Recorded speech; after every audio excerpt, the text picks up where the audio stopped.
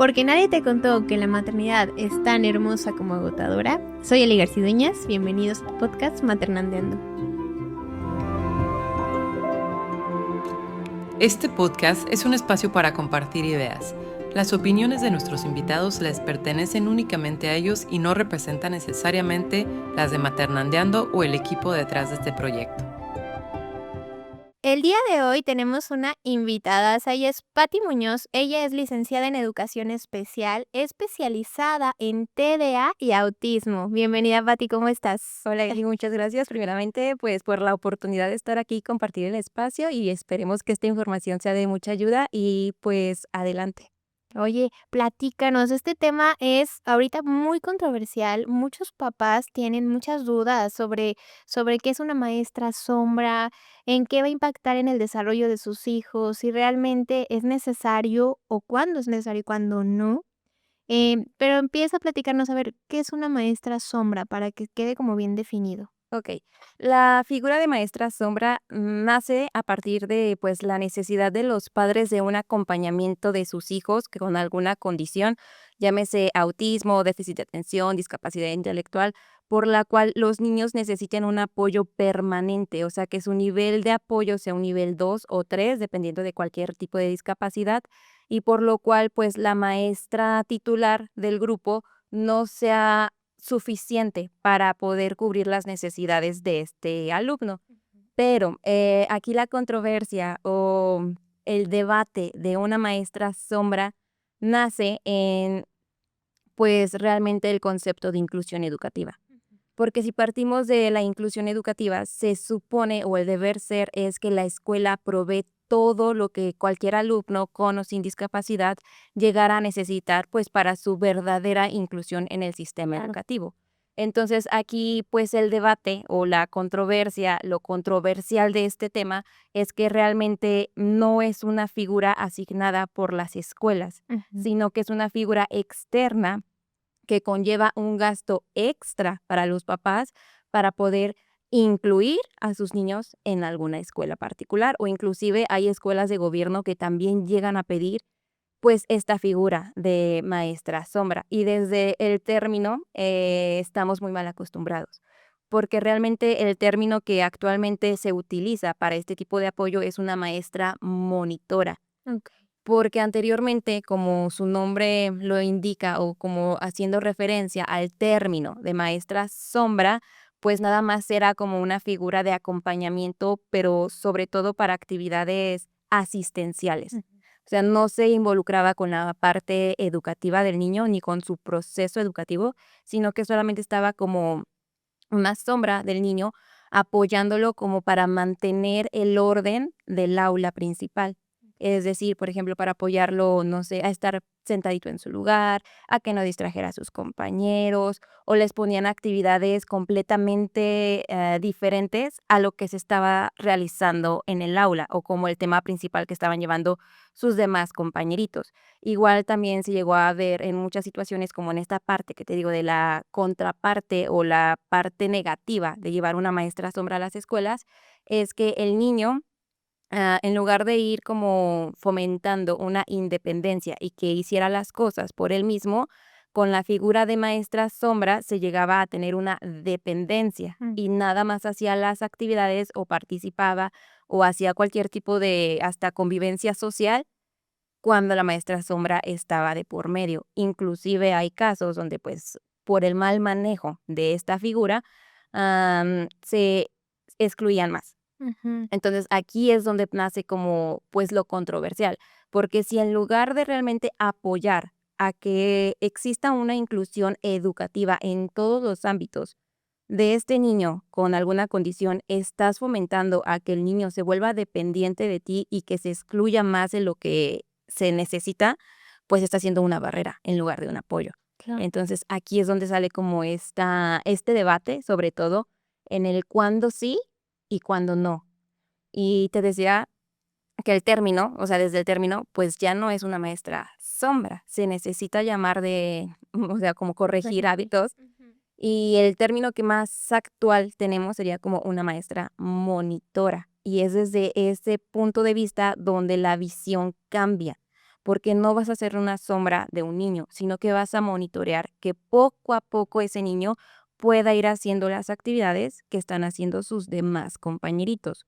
Obviamente esto es un proceso gradual y que al principio, yo digo que, por ejemplo, al principio sí te va a tocar 80% de las actividades asistenciales porque pues vas empezando con el niño y 20% pues como esta parte de la inclusión educativa dentro del aula, pero el objetivo es que esos porcentajes se vayan intercambiando.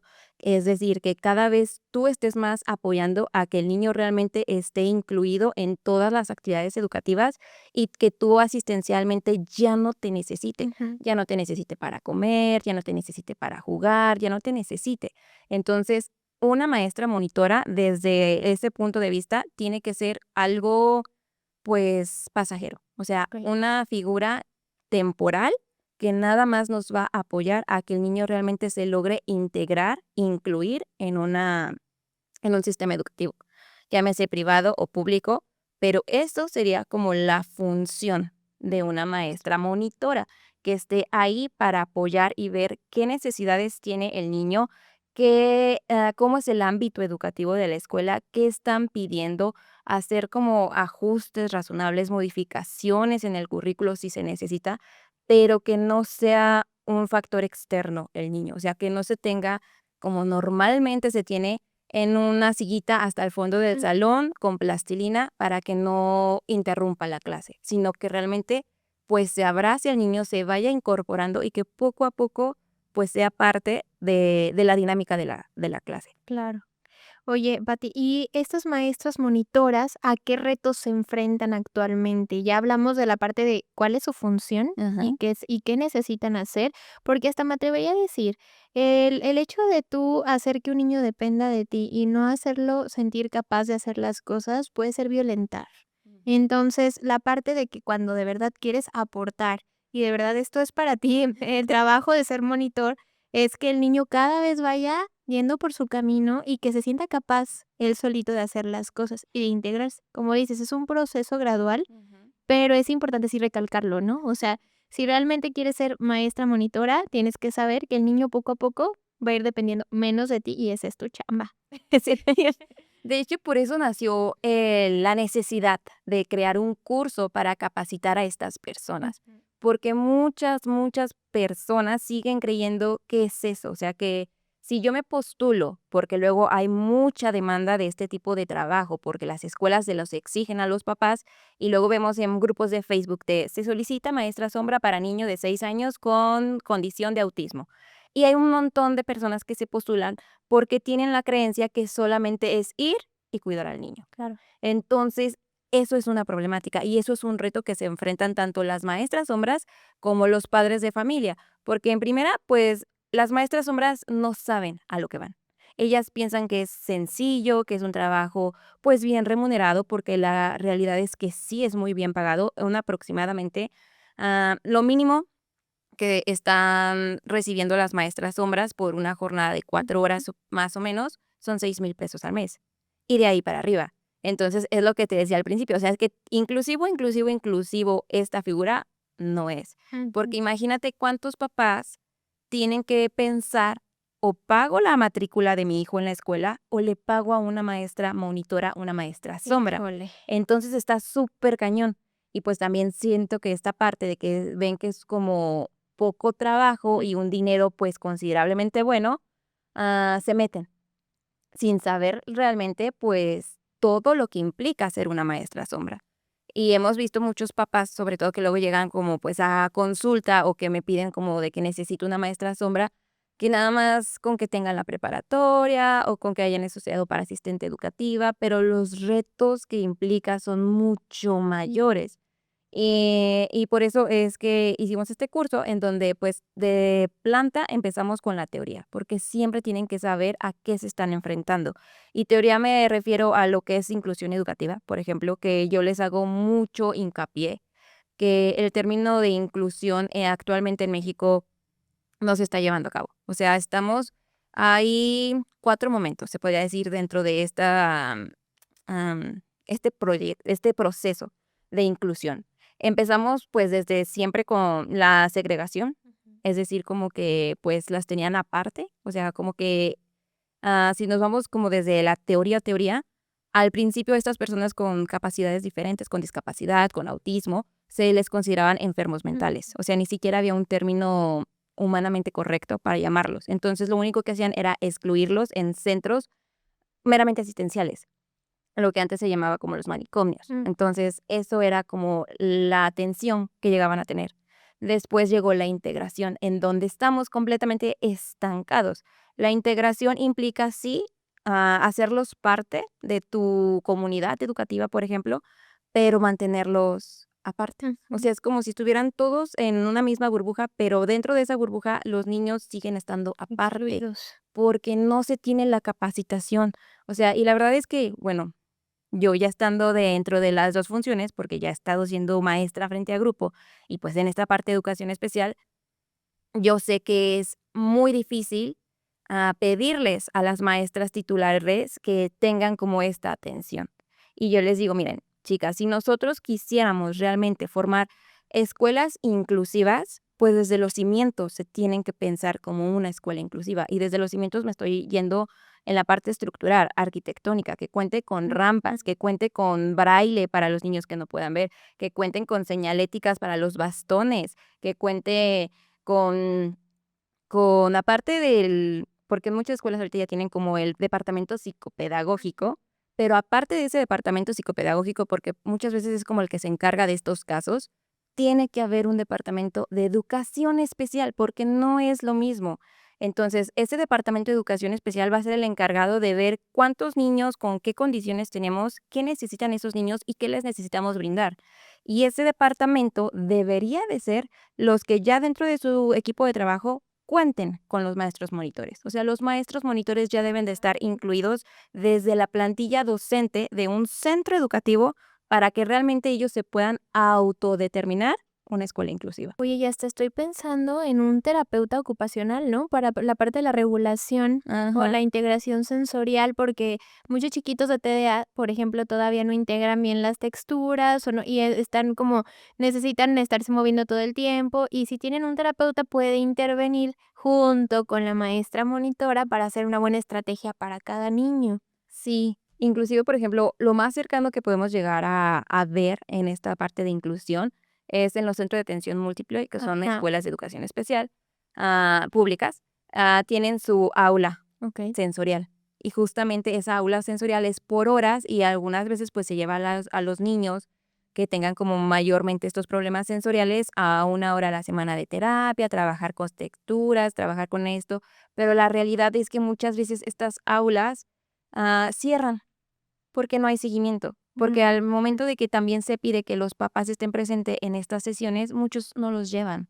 Entonces, ha ocurrido que justamente como que es, porque son algunos días a la semana de que es día de aula Ajá. sensorial y no van, prefieren no mandar a los niños a la escuela. Entonces, te digo que este rollo de la inclusión realmente es parte de todos, y es lo que yo siempre trato de hacer conciencia en estos cursos que estamos impartiendo, de que la verdadera inclusión no solamente se remite al ámbito educativo, Mm. tenemos que ser una comunidad inclusiva. Y a lo mejor sí, porque tengo varios papás que están tomando el curso como para informarse y saber qué tengo que pedir para realmente contratar a una persona monitora para mi niño, le digo, a lo mejor tú no vas a estar frente a tu niño o en el grupo de tu niño.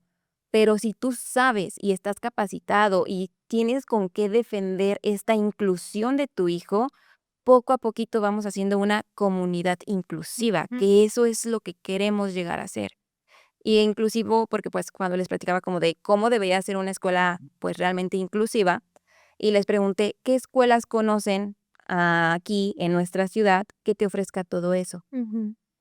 No hay, Eli. O sea, realmente es triste ver que realmente las que se autoprograman, autoproclaman, escuelas inclusivas, solamente están accediendo a integrar al niño, pero sin hacer grandes modificaciones a su estructura de que ellos ya tienen.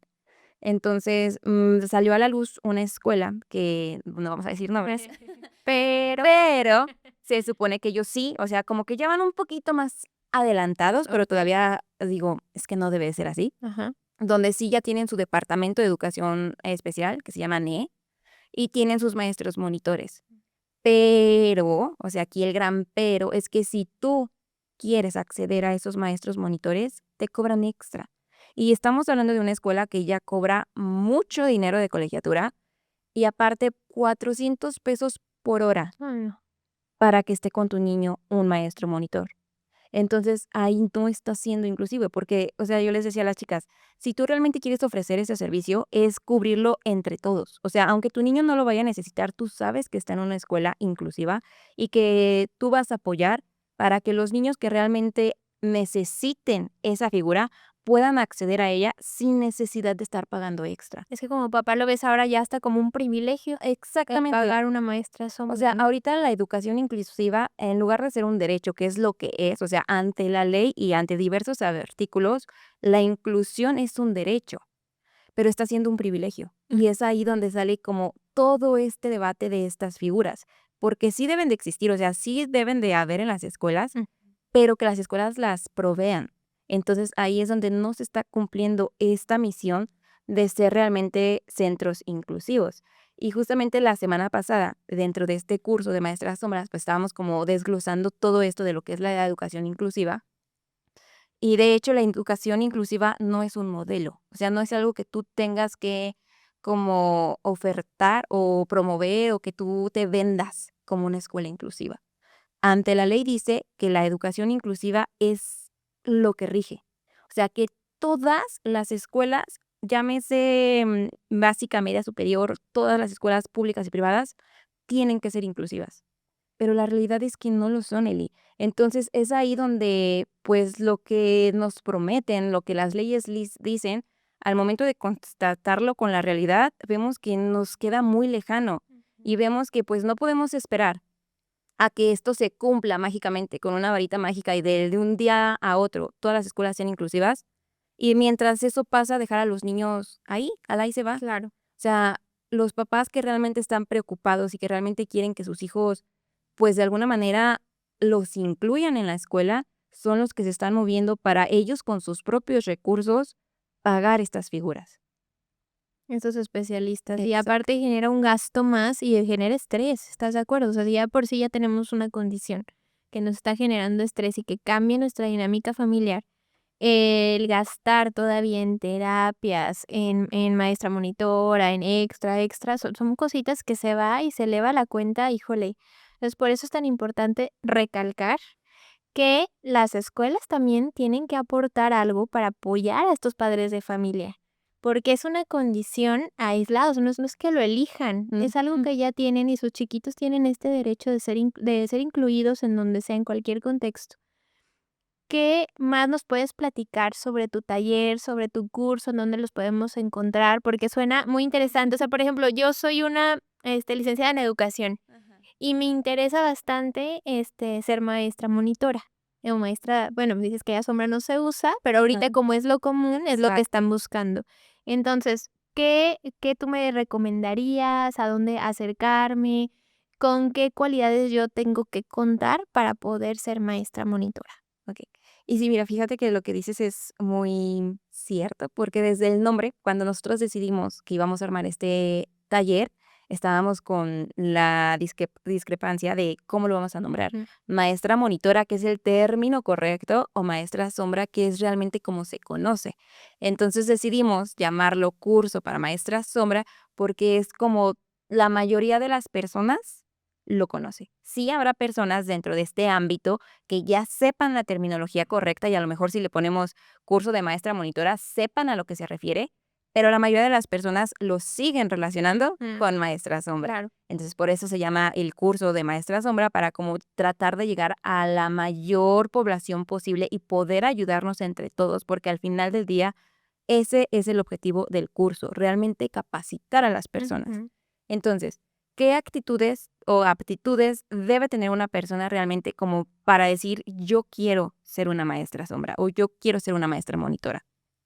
Pues principalmente sí tienes que tener conocimientos básicos del desarrollo infantil. O sea, básicos. O sea, no te estoy pidiendo que a lo mejor seas un pediatra, pero sí tienes que saber cómo funciona el desarrollo infantil Ujú. y cómo funciona el cerebro de un niño.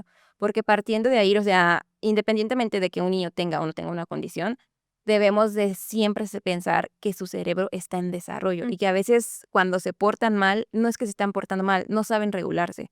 Entonces, partiendo de ahí, yo siento que sí, muchas personas deben de conocer cómo funciona un niño y que no es que se esté portando mal y no es que sea un niño malcriado, nada. O sea, debes tener como conocimiento previo de cómo son los niños. mm, Posterior a eso, obviamente, pues sí se pediría a lo mejor algún tipo de, ya sea aunque sea una carrera técnica de asistente educativa, okey. porque estas ya van a tener un poquito más de conocimiento aún. O si ya tienes una licenciatura, pues sería ideal una licenciatura en psicología, una licenciatura en educación, una licenciatura en pedagogía, todo este ámbito o gremio donde realmente pues abarca el desarrollo de las infancias. Y si bien a lo mejor tú dices, es que yo como psicóloga no quiero ser una maestra monitora, pero me interesa saber cuáles son sus funciones, eso estaría pues aún mejor. Porque a lo mejor igual tú atiendes a tu niño o a estos niños en tu consultorio para una terapia conductual o cualquier tipo de terapia que le estés ofreciendo a las familias y va a haber un punto en el que a lo mejor las familias te van a pedir, es que fíjese que me solicitaron una maestra monitora o Mm, una maestra sombra. Tú tienes que saber como especialista o en, pues cada quien como desde su función, qué le vas a recomendar a las familias, claro. qué tipo de perfil tienen que buscar. Entonces, por eso ahorita estamos haciendo como mucha promoción para que si tienen alguno de estos perfiles y saben que en algún momento las familias que atienden pueden llegar a surgir esta necesidad, ustedes tengan la preparación de decirles, es que tienen que buscar esto Ujú. o tiene que hacer esto su maestra monitora. Entonces, yo siento que es como abierto, como a todo este público en general. También te digo que tenemos muchos papás. De hecho, creo que una tercera parte de la población que tenemos ahorita en los cursos son cuidadores primarios, o sea, padres de familias o abuelitos que son los que mayormente cuidan a estos niños. Y están encantados porque realmente se les está viendo ver que no es un privilegio la educación para sus hijos. O sea, es un derecho y que debemos de luchar para que este derecho pues, en la medida de lo posible, se llevó a cabo, Claro. haciendo las modificaciones, haciendo las adaptaciones que se tengan que hacer para romper estas barreras que enfrentan estos niños, pero es un derecho y que no están solos, porque muchas veces estas familias se sienten así, o sea, como, ah, excluidos por parte de la sociedad, juzgados, que no tienen el apoyo, sienten que tienen demasiada presión, como bien lo decíamos, o sea, ya tienen las terapias, ya tienen esto, tienen aquello, más aparte buscar, aparte ayuda extra, se sienten abrumados y sienten que nadie entiende por lo que están pasando. Claro. Y en el momento en el que ellos van y ven que hay muchas más familias que están pasando por estas mismas condiciones, en verdad es como un apapacho para ellos el darse cuenta que no están solos. Entonces, en general, ese sería como el perfil en el que si tú te sientes identificado, en el que si tú sientes es que me llama la atención este tema, quiero saber cómo puedo apoyar más a estos niños, inclusive si eres maestra titular, y dices, a lo mejor yo no voy a estar como monitora de un niño, pero quiero saber cómo puedo adaptar mis clases para atender a la diversidad, Claro. porque yo les digo a las muchachas, es mucho más fácil, bueno, a todas las asistentes y todos los asistentes que van, porque también van papás, Mm, que nos complicamos mucho las cosas cuando pensamos en inclusión, porque estamos pensando en qué adaptación hacer para cada uno de los niños. Entonces, sí es mucha chamba. Si pensamos de que tengo que hacer adaptación para Juanito, tengo que hacer adaptación para Marianita, tengo que hacer, o sea, son muchas adaptaciones, porque cada niño dentro de tu aula tiene necesidades diferente. diferentes. Entonces, si tú como maestra titular partes haciendo planeaciones desde la diversidad, te ahorras un montón de trabajo, Eli. O sea, no tienes que estar adaptando todo, Mm, sino que ya sabes, ya conoces a tu grupo, sabes cuáles son sus tendencias, sus gustos, haces actividades dentro de una misma secuencia que mm, abarquen todos y que no sean necesaria la diferenciación de que okey, esta actividad es para él, okey. sino que haces una actividad en general donde le pegue a todos. Les decía como un ejemplo, a lo mejor muy burdo, pero muy tangible, Ajá. el uso de las agendas. O sea, sabemos que normalmente el uso de las agendas es como un poquito más dirigido a niños con TEA, porque les ayuda a tener una estructura y ver visiblemente dónde vamos en el día de, o sea, como en la hora del día, ¿no? Entonces les digo, es como tan simple como eso. Si tú piensas usar o ayudarte, apoyarte de unas agendas visuales para apoyar a un niño que tiene autismo dentro de tu aula, no solamente se lo vas a dejar como en su De mesa banco, ¿sabes? O sea, lo puedes poner de manera visual donde toda la clase lo logre ver.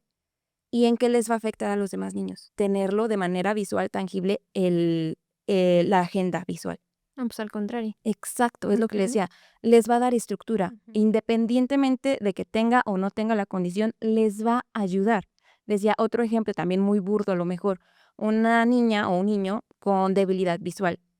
Es decir, que no son completamente ciegos, pero necesitan, por ejemplo, letras mucho más grandes, dibujos muchos más grandes. Entonces tú, por ejemplo, como maestra, ¿qué te va a pasar si tú en el momento de proyectar o buscar láminas haces la letra más grande?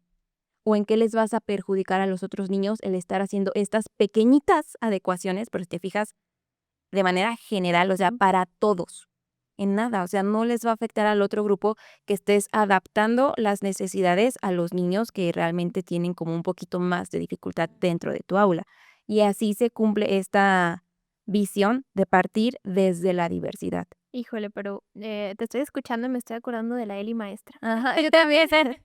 Y digo, suena muy bonito, pero yo tendría que haber tomado este curso previo para Exactamente. poder saber, ajá, cómo abrir el panorama, ¿no? Ajá. Porque a veces inconscientemente te encierras en tu burbuja de tiene que salir el trabajo del mes y a ver cómo le hago. Entonces estaría bien padre invitar a los maestros a que conozcan de integración y de adaptación de actividades, porque con simples cositas que puedes hacer en tu día a día, puedes ayudarle a todos. Exactamente, y se favorece, o sea, lo que yo necesito que las demás personas entiendan es que debemos valorar a la diversidad, no le tenemos que tener miedo, porque al final del día todos aprendemos de todos y los niños aprenden de las otras condiciones. Ajá. También decía que a veces como papás pecamos de imprudencia o de ignorancia, porque cuántas veces no nos ha pasado que vemos a algún niño con algún tipo de condición, por ejemplo, yo le decía que a mí me pasó porque soy mamá, con mi niño, que había un niño que estaba haciendo estereotipias. Para los que no Ah, sepan, son como movimientos repetitivos involuntarios que hacen los niños con algún tipo de neurodivergencia. Entonces, son muy llamativos porque pues, suelen ser como muy exagerados, o sea, ocupan todo su cuerpo para hacer este movimiento, estas estereotipias. Y obviamente a mi niño más grande le llamó mucho la atención que estaba dando vueltas y vueltas y vueltas y vueltas y vueltas y vueltas. Y me decía, mamá, ¿por qué está haciendo esto ese niño? Y a veces, como les digo, por imprudentes, por ignorantes, decimos, ay, es que está malito, ujú. cuando realmente el niño no tiene ninguna enfermedad. O sea, si nosotros como comunidad sabemos qué es lo que está pasando, yo le expliqué a mi niño, es que ese niño ahorita está teniendo muchas emociones y para sacar esas emociones de su cuerpo se está moviendo.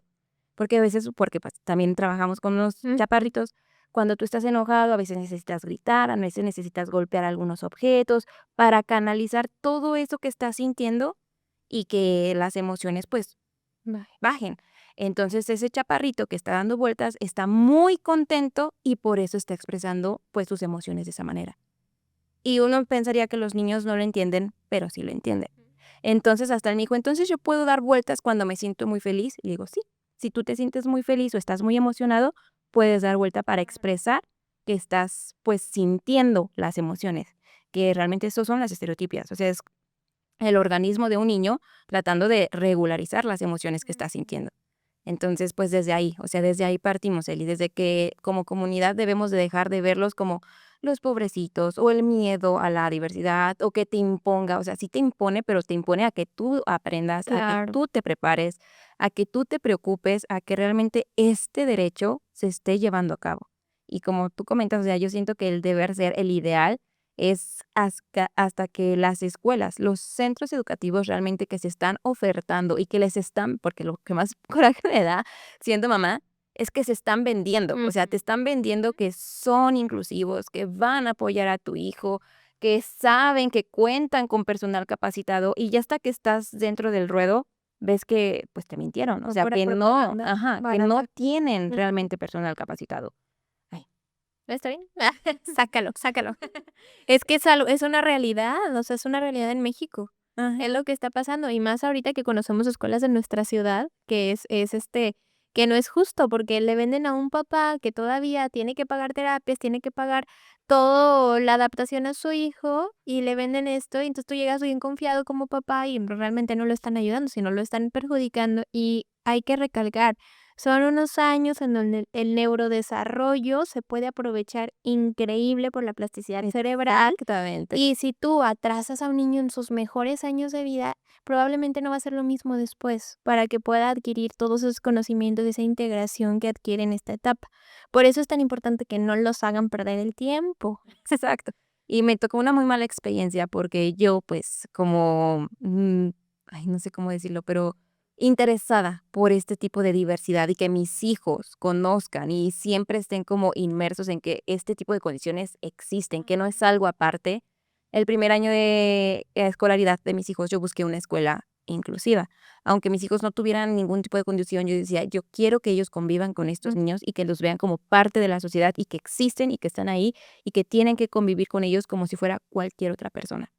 Entonces yo vi una que estaba por mi zona y dije, me interesa, voy a meter a mis niños y ya estando dentro, uno que sabe sobre todo, o sea, uno que ya conoce Sí. sobre este tema, te das cuenta de muchas red flag, como ahorita se dice, donde realmente no están cumpliendo con esa misión de ser inclusivos.